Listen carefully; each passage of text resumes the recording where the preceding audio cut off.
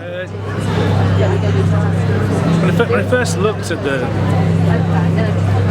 possibility of doing something for the expo, I wanted to do something which is really sort of simple and elemental, but can be kind of, I suppose, understood on a different level. So, you know, a 3-year-old child can understand as well as an academic, so it means different things. And I was really keen that I'm an artist, I'm not an architect, and I was keen to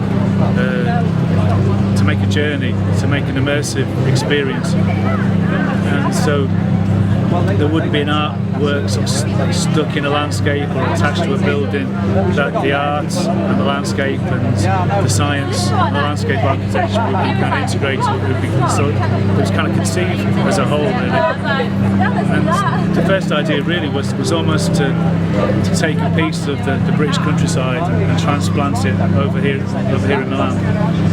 And it was to express the idea of the honeybee. The whole this year's expo, it's all about feeding the planet, and pollinators, you know, they're responsible for 30% of the foods that we eat, and the bee is in crisis, and the bee is, you know, the most important pollinators that we have. So it was to express this and highlight this fact, and the idea that the bee can be sort of seen as a sentinel of the earth, and also the hive itself as a barometer of the health of the earth. So it's to try and express this fact simply and kind of cohesively. So the idea was, yes, to have this wildflower meadow, which is a natural habitat for bees, which promotes, you know, biodiversity, as well as hopefully being something really beautiful. So I worked with an amazing scientist called Dr. Martin Benchik, who's doing some incredible research into bees and how bees communicate with each other. And what we're learning from that is not how bees only communicate with themselves, but also how they communicate with us. You know, bees can be sort of seen as a sentinel, so we can sort of see the worse the bees are doing, the worse we are doing on the planet. So the idea was to have an emotional journey through this pavilion. So it starts off in a quite traditional kind of English orchard. We have apple trees which are only ever pollinated by bees, and then you walk into the meadow, and the idea is the meadow is planted at waist height, so the flowers and the grasses, you see them here, you're not down here, so you're in nature, you're not on top of nature. So maybe you start feeling a little bit more kind of humble, not kind of overbearing.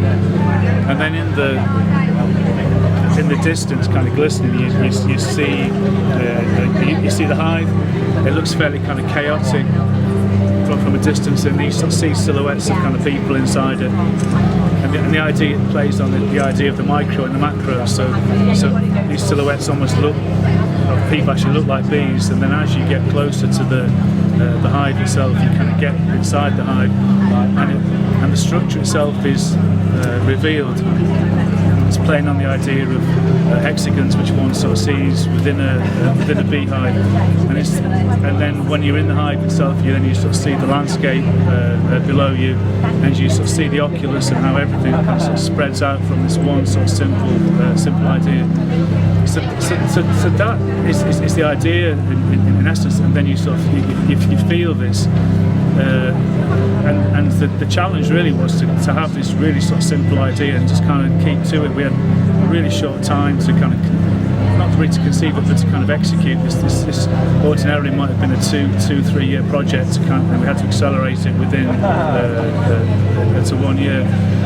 And to do that, I was really fortunate working with some amazing collaborators, BDP architects, Tristan Simmons, the construction engineer, Dr. Martin Benchik, the a scientist, and it has really sort of come together. It's very sort of cohesive, and it's been like a blossom. The whole sort of thing has kind of grown organically, and the more it's kind of sort of grown, more people want to get involved and offered their advice and support. I mean, say for example with the music, it started off, it was really important to me that it wasn't just say something which you could look at, but something you could actually, all the senses would be stimulated. So sound is important as the smell and as sort of touch. So the sound example, at first it was going to be very sort of simple. It was just going to be the sound of the real beehive being digitally transmitted from Nottingham here into Milan, and then this was kind of augmented. We went into the studio, played the recording studio, played the live bees into the recording studio, played the cello along with the bees, and then detuned the cello so it was an octave lower than it's usually played. So you have this real deep, resonant kind of hum. So again, it's this idea, the symphony of bee and man that comes together. The bees are very much like humans in the morning. And in the evening and at night time they're very sort of quiet. So in the hive itself you have this sense of kind of calm. It's very kind of meditative. In the afternoon when the bees go out and look for the sort of pollen, they come back. There's a lot of energy within the real beehive, and then that's transmitted behind us now into, it's expressed as light and sound. So you really sort of feel that again you're in nature. It's not a museum piece. The sounds have all been recorded in a harmonious sort of soundscape, but it's ever changing, so it's always different. So you're reminded that you're in the now, that you're living in the now. It's not something recorded and something to kind of watch. It's something that you can feel, which again was kind of that was really important to me. And so we have these a certain thresholds of intensity with the frequency. The noise gate will open, and it will open up the sound of the violin or another cello or a mellotron or a recorded voice. But this all comes from the bees, so we have this whole kind of range of sort of sounds, but we don't really know what they're going to sound like, and everything kind of comes back from the beehive. So again, it's this idea how man and bee can communicate together. So that's the long answer. That's all right.